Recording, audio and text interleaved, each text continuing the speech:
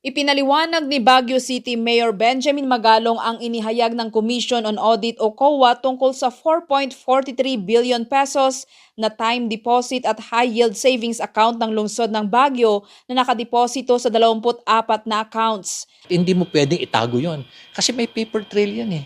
Ang importante is there is transparency, there is accountability, and everybody is well informed. Even the city council is regularly informed about it. Tiniyak din ng alkalde na ang labis na pondong ito ay gagamitin upang bayaran ang mga pananagutan ng lungsod, ngunit humiling ng extension upang mag-mature ang mga deposito bago ito i-withdraw.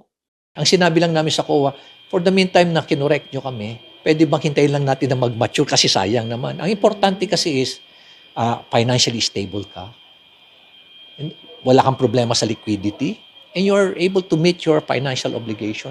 Wala naman kaming issue na wala kaming pera, hindi kami nakakapagbayad. Wala namang ganung issue sa amin eh.